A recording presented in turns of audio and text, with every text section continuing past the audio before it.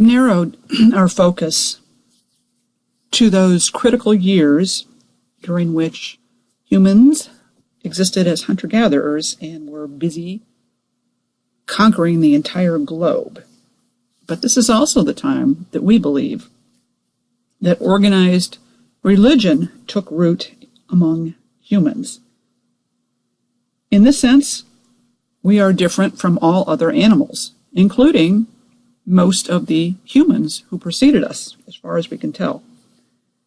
And since our interest in and experience of religion continues unto the present time, it's worth our while to try to understand how and when it took root among our predecessors. So we're going to look at the advent of religion. When did it begin? And we're going to do this in three parts. First, we're going to talk again about evolution and religion and the kinds of evolutionary forces that were in play. Then we'll move on to a discussion of specific evolutionary changes that were in evidence during the hunter-gatherer years. And lastly, we're going to examine the 4 criteria that people who study this believe would have to have preceded the ability to engage in religious practice.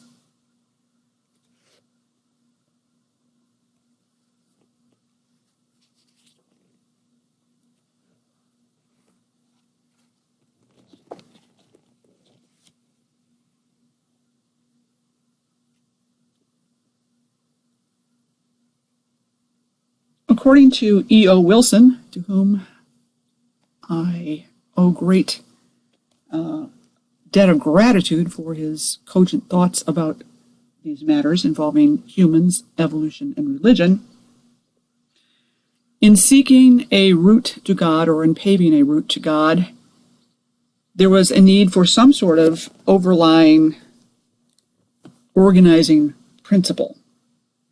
And that organizing principle likely came in the form of a creation myth.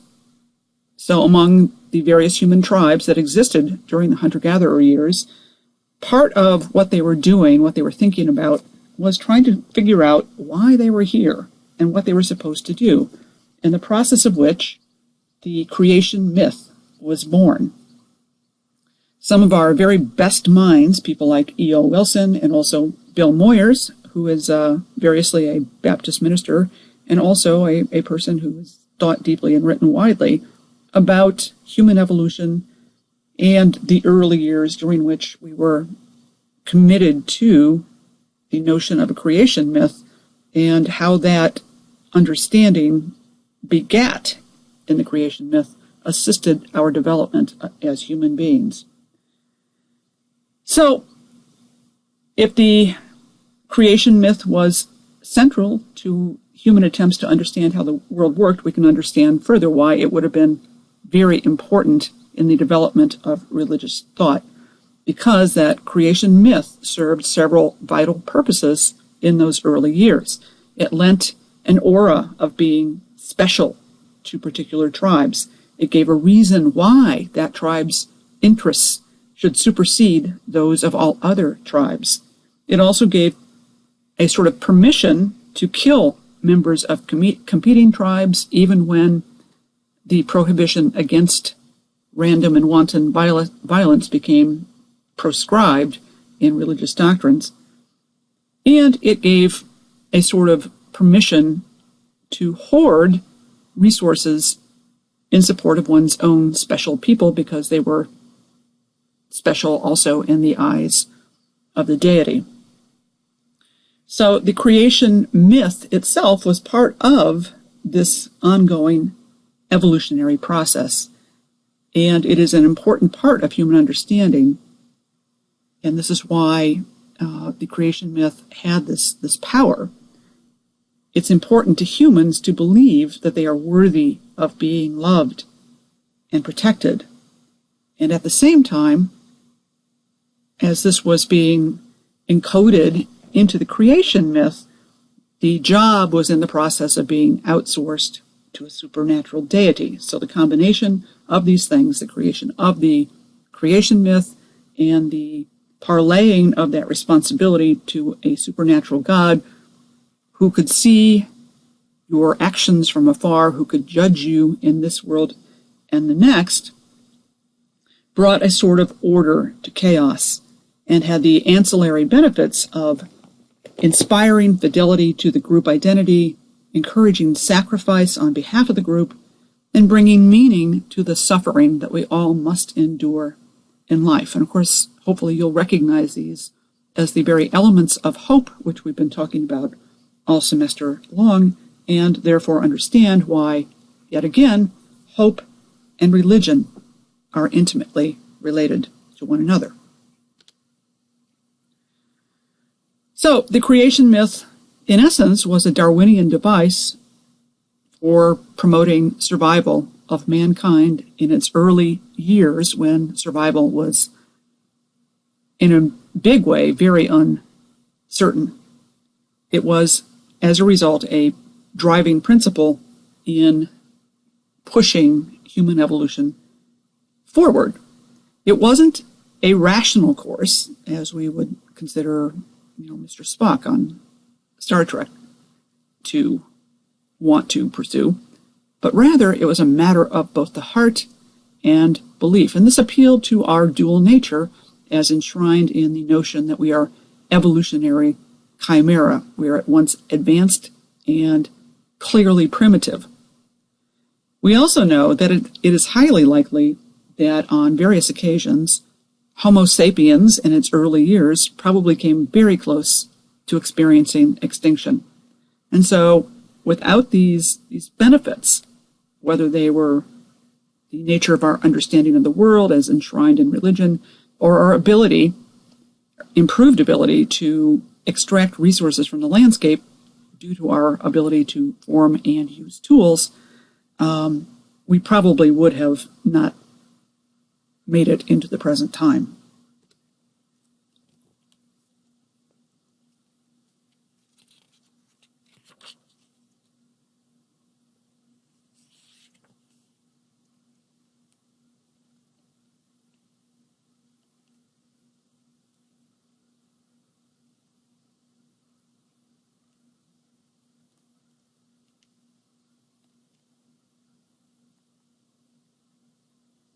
So we need to take a moment to consider the landscape and how it was populated with different types of humans and what their respective capacities were during those times. So we start by looking at the Stone Age, which took place in the lower and middle part of the Paleolithic periods. Don't worry, I'm not going to ask you to know those terms and specifically what years they refer to. But just to give you a context in which to understand this, I'm including them in this slide and in this discussion. So by roughly 300,000 years before present, that's what YBP stands for, Homo neanderthalis was pretty well established in Europe, judging from artifacts found at campsites and so forth. And around 200,000 years before present, there is pretty good evidence that Homo sapiens was also on the landscape, and so for a period, Neanderthals and Homo sapiens coexisted. It's also evident that the Neanderthals made it out of Africa into Europe, and that Homo sapiens left Africa somewhere around 75,000 to 50,000 years before present. They left Africa and began turning up in places all over the globe in full hunter-gatherer mode. We then get to the Upper Paleolithic period, in which profound changes in human thinking and human capacities, so here we're talking about Homo sapiens for the most part, were occurring.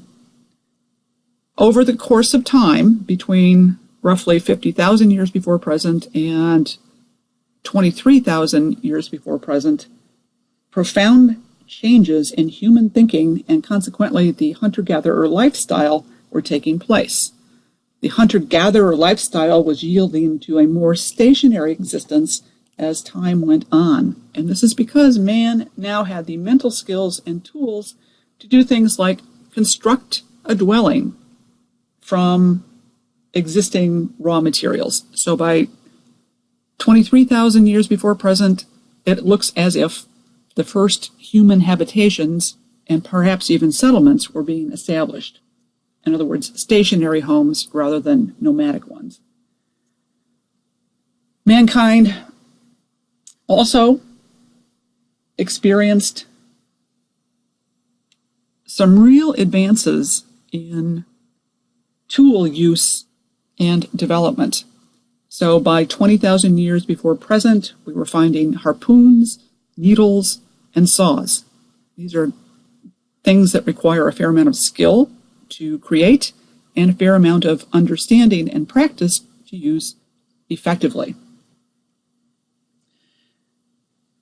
Tool manufacturing also continued to evolve, and by 20,000 years before present, we had additional tools that would allow us to use cloth, to produce cloth, and make clothes out of a variety of different kinds of materials. We begin to see the first evidence of art during this period.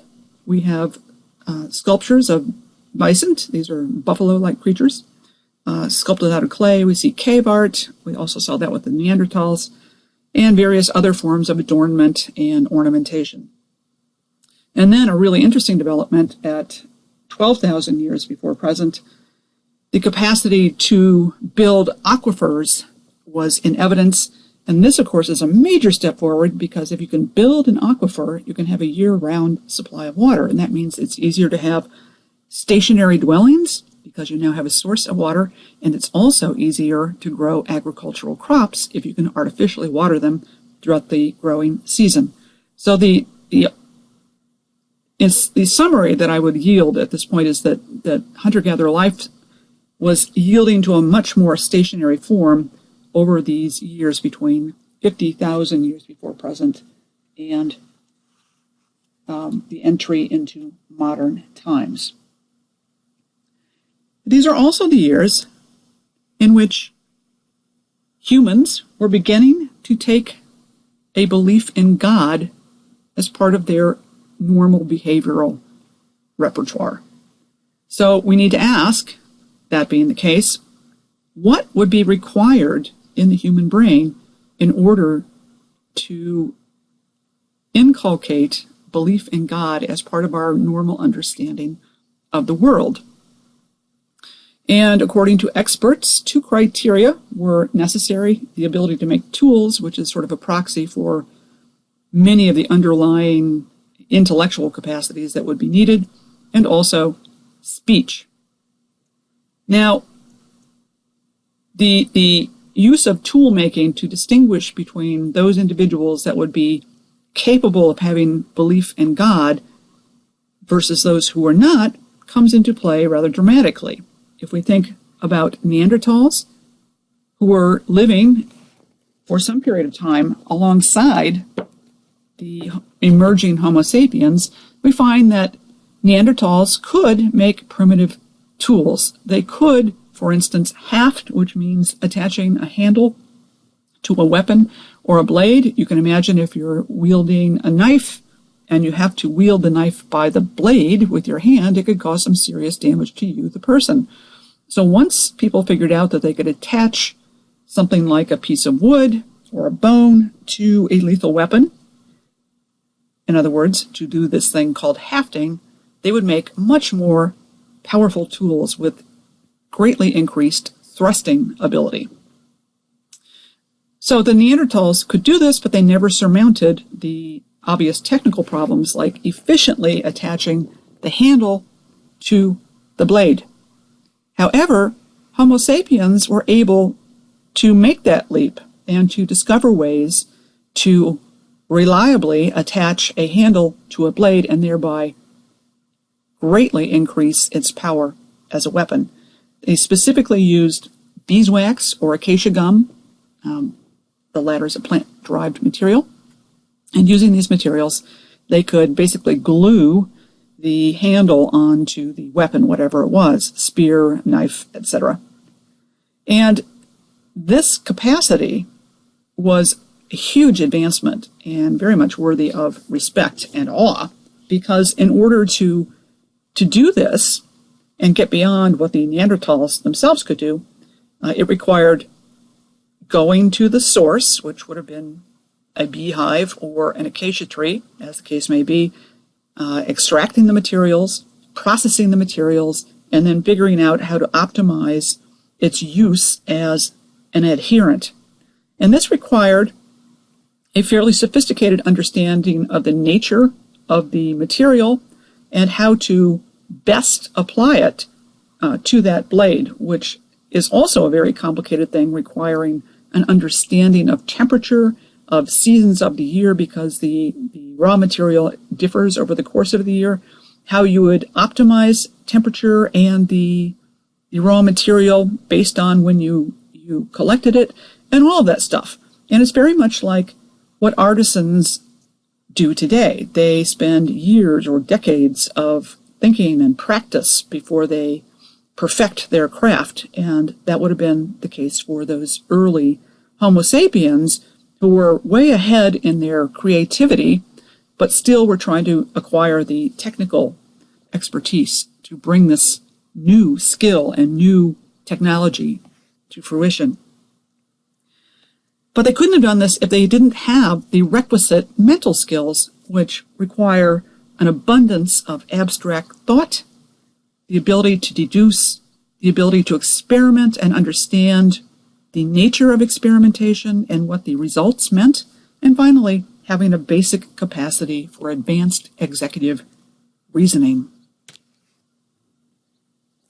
Speech is also thought to be a necessary predicate for religious capacity, and this is yet another reason why it is likely that the Neanderthals did not have religion in the sense that we understand it today, because they didn't have much in the way of speech. However, new genetic analyses of Neanderthal samples in comparison to modern humans indicates that Neanderthals do have the FOX2 gene, which in modern man is related to speech. If you don't have FOX2, you can't speak very well.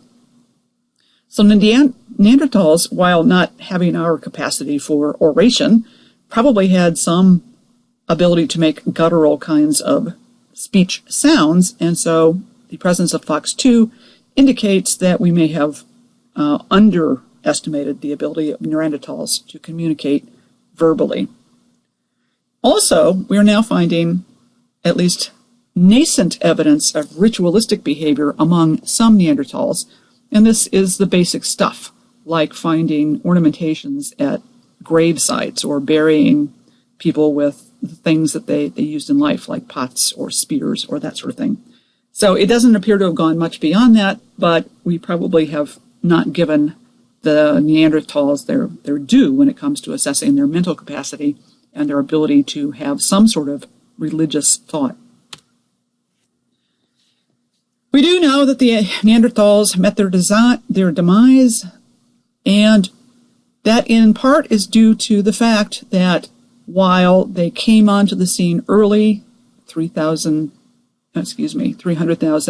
years before present, and lasted for over 200,000 years, one of the striking things that we see among the Neanderthals is that although they did begin to make tools, even over this fairly long period of time, 270,000 years, the technology and the presentation of those tools changed almost not at all.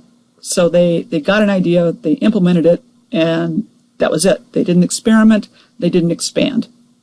Plus, there was no art, or very little art, among the Neanderthals.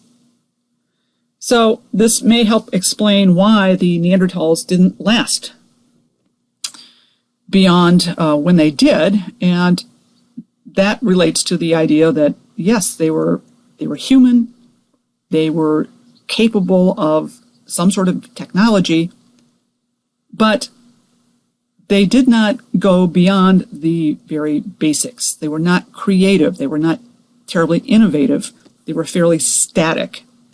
And the way the Neanderthals existed and the capacities that they had were probably fine as long as they were the only game in town. But once this competing species, known as Homo sapiens, was on the scene, all of a sudden, they were way outcompeted and possibly killed outright by emerging humans. So Homo sapiens was hugely benefited by their really big brain that allowed them to enjoy the benefit of innovation, of experimentation, of creativity based on abstract thinking, and this was also reflected in their language and art, and ultimately belief in a supernatural God. So, when did this belief in God take hold among early humans? And perhaps the easiest way to answer that, because it's hard to go back in time and assess these capacities without having some proxy for that measurement. We can't interview Homo sapiens as they existed in the hunter-gatherer days. They didn't leave written records, so we have to infer what was going on from other things. And one way to begin to ask what that religious capacity entailed is to ponder what sort of mental state would be required in order for humans to gravitate towards belief in a supernatural God. There's a lot of scholarship on this subject. Here are 3 authors and 3 books attempting to explain this very thing.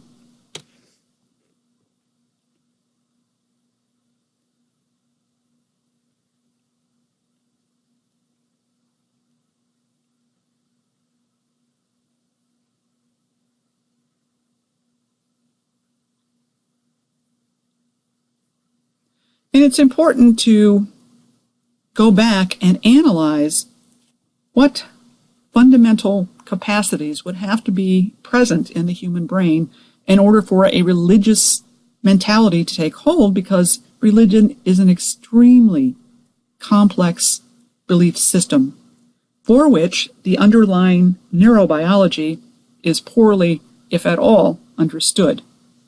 But we know from our discussions already that a religious mindset is going to require a lot of very advanced skills, which would include denial of self and the willingness to believe that which cannot be seen or heard.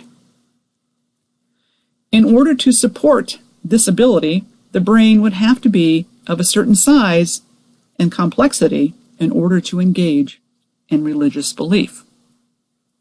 So we can infer that the antecedents to religious practice were found in some ancient hominids, such as the Neanderthals, and maybe the moral underpinnings of religious practice are also evident in non-human animals. But religious practice, as we currently understand it, is likely not in evidence until we get to the Homo sapiens we call the hunter-gatherers.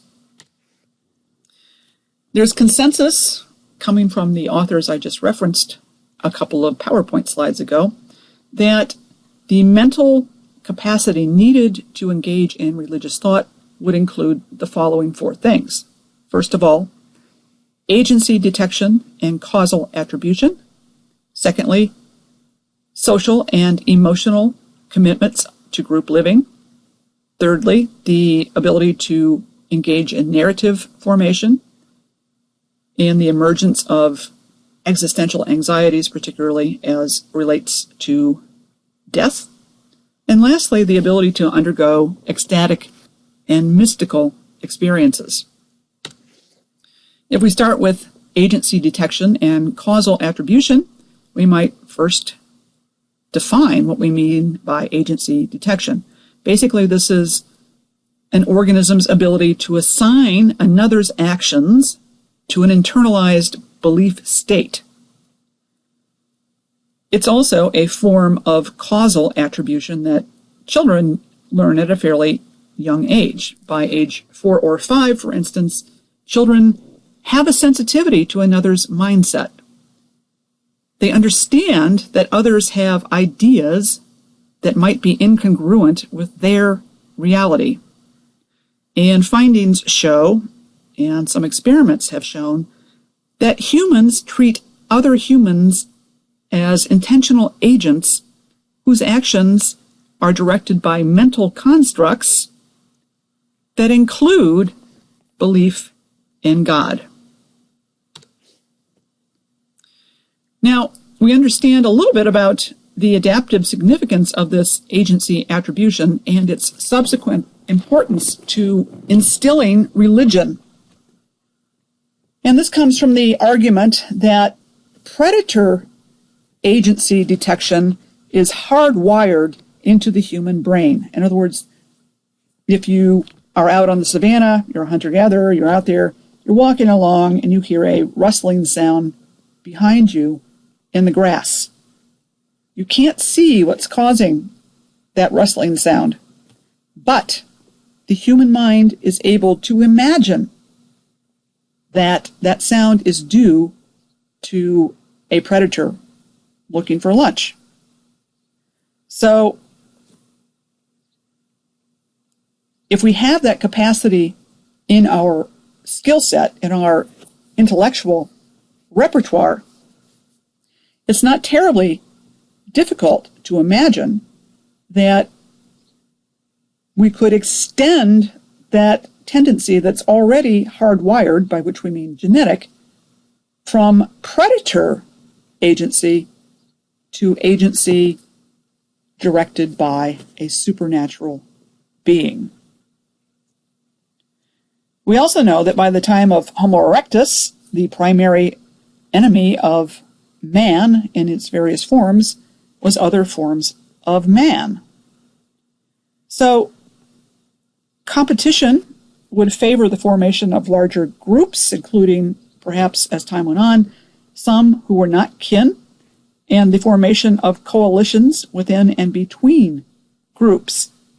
At this point, the ability to read and interpret the intentions of others was absolutely critical. People are smart. People can be duplicitous. The ability to understand, to be able to intuit, to be able to discern when a person is being truthful and when a person is lying is a really important skill. You have to be able to accurately assess who's going to help you and who's going to hurt you, and this is particularly the case in hunter-gatherer years as tribes were warring with one another, and at the same time, by marrying off daughters, the nature of the tribe was changing and the size of the tribal group was increasing. So you need to have this ability to read agency in other humans. So what the argument is, by those authors referenced earlier, is that in humans, this ability to infer agency is overextended to include a supernatural agent. And it would be selected for by natural selection if it were advantageous in some way, such as if it prevented disaster.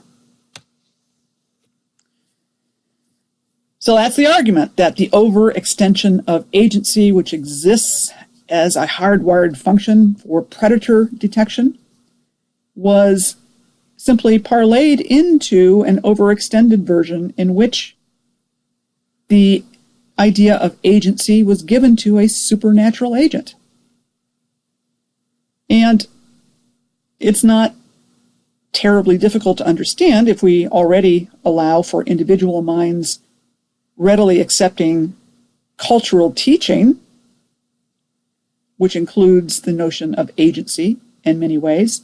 It's also the case that very early on, the spirits in that other world were often represented by powerful animal spirits and had a lot of currency in many traditional and shamanistic societies. There's evidence from Paleolithic cave art that suggests that animal spirits were part of our skill set, part of our understanding of the way the spirit world worked back tens of thousands of years, and also the notion that animal spirits had the ability to monitor human actions for integrity and punish offenders is also fairly common and found in modern indigenous societies. So it looks like these are the likely steps by which agency was conferred to a supernatural deity. What about the ability to form social and emotional commitments? We've already discussed the fact that a variety of complicated emotions have evolved in humans to increase social commitment. We've talked about the self-conscious emotions like pride and envy and jealousy and embarrassment and guilt and shame. These are all emotions that we feel and have some overt way of expressing that we feel these things, which is signaling to others in the group that we understand what we've done and why and how it was wrong. So this is a really complicated and very well-developed capacity in mankind that we don't see in other animals. We may have some nascent skills. For instance, chimps, if they've done something wrong and they want to be forgiven by the tribe, they will engage in a kind of clicking of the teeth and a downward cast eyes to indicate that they feel shame and guilt. And we have that and many other highly nuanced ways of conveying the same thing. So not only can we do this, but we can also cognitively evaluate this in others. And as a third thing, we can compare our activities, other activities coming from other people against the group norms and determine whether they or we have committed really bad behavior and whether we should be punished as a result. And so all of this, we've talked about the nature of punishment, the corrosive effect that unpunished bad behavior has on group cohesion. So all of these complicated emotional and social commitments that have outward ways of being expressed in humans just help to maintain the social order and keep those social bonds intact while curbing self-interest. The point of which is this is really complicated stuff and isn't found in other species at anything like the degree it is in humans. So having social and emotional commitments comes to full flower in the hunter-gatherers. And that was really important because during those hunter-gatherer years, powerful social emotions were used to reinforce unity and ostracize deviance. As it was parlayed into religious behavior, a number of additional, highly structured, highly complicated behavioral traits came into being, including religious ceremonies and feasts, and these included lots of dancing, and it turns out the ingestion of psychotropic drugs, primarily drawn from plant materials. This was important because both the rhythmic dancing and the use of these psychotropic drugs could induce ecstatic emotional states. And it is not known whether the entire tribes engaged in this. It's likely it was, at least initially, something that the so-called priest class, the shamans, would have engaged in. But that would be useful in a general way too, because through the use of these psychotropic drugs and the entry into these ecstatic states, it is likely that shaman went to that other place where the deities and the dead ancestors were thought to reside, and they could bring back news of those experiences and help inculcate that belief in those people who had not shared these ecstatic states. One of the other things about ritualistic behavior is that it often employs hard-to-fake signs of social commitment. And we might honor that by choosing hairstyles or clothes that are also part of that social commitment to back up the behaviors that are likewise included in this class. And that's just another way to show you're part of the group. And if you have to do something that's a little crazy, like wearing a full beard, or never taking a bath, or never cutting your hair, it becomes a way to quickly identify people as a member of a group and thereby accord them all of the rights and honors thereto appertaining. So assessing that commitment to the group is also very expensive, also very necessary, and also an integral part of the rituals that were developed to underwrite religious behavior. Because those who demonstrated an unwavering belief in the supernatural agent, which may have started as an animal form but eventually was given a human form, would be viewed as more reliable by the group, worthy of trust, given increased access to a mate, and also these things would have a distinct evolutionary advantage. We move on to episodic memory and narrative formation. Here it's useful to distinguish between different kinds of memory. Semantic memory represents the stored facts, concepts, and principles that are present in the brain. And these are distinguished from episodic memory, which is an autobiographical store of one's life experiences. Semantic memory, the first kind, does not need to be linguistic and is common to many animals, including humans. But episodic memory, which is linguistic in nature, requires a huge memory as well as good language skills, because episodic memory includes an understanding of the past, a present, and the future. So episodic memory is uniquely human, highly linguistic, and it also involves a personal narrative. This could not have developed until humans acquired language, and therefore religion could not have developed until humans became able to speak. And when you couple episodic memory, your autobiographical life story, with emotion, we get some interesting outcomes, one of which is the knowledge and awareness both of suffering and death. It is likely that this understanding and the emotional heft that it had in human thinking was a further force that drove us to a religious understanding of the world. In other words, we needed an active way to mollify this existential anxiety that we feel, both from prolonged suffering and also the realization that we will ultimately die. Again, research on modern human societies that are indigenous show religious sentiments, and these are particularly in evidence in modern humans when widespread anxiety is stoked. We tend to become more religious when things are bad and they don't look like they're going to get better.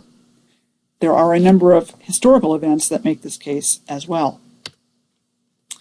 Lastly, the ability to achieve and enter ecstatic and mystical states, one which can be brought on in a variety of ways. Rhythmic dancing is the most gentle way, but it takes a long time. So there are other ways of doing this. One is by bringing on extreme sensory deprivation. Some of these are discussed in the book for you. And also to use drugs. So many humans have to cope with deprivation and stress.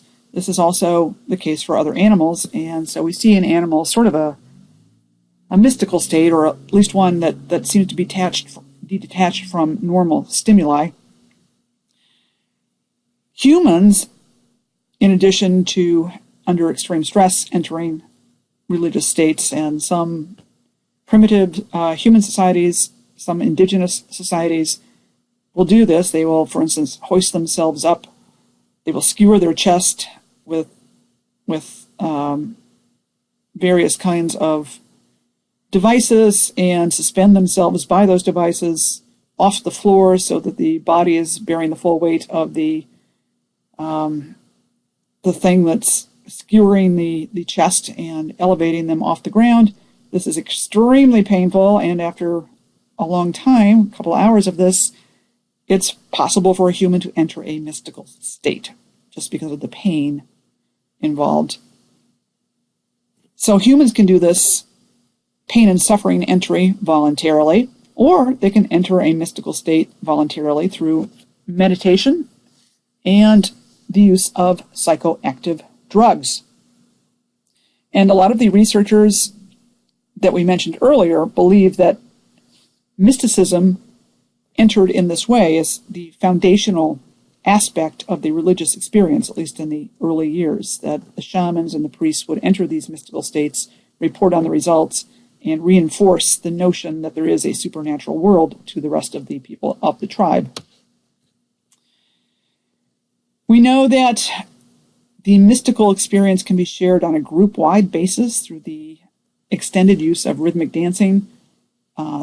If you're trained, you can do it through chanting and the use of mantras, that sort of thing, or stressful rituals and the ingestion of intoxicants, as I just mentioned. This would have been used to good effect to establish ritual bonds among hunter-gatherers. And, of course, opioids that are released during ecstatic states can promote social bonding. And here's your study guide for the evolution of religion and the four mental states required for exercising religion.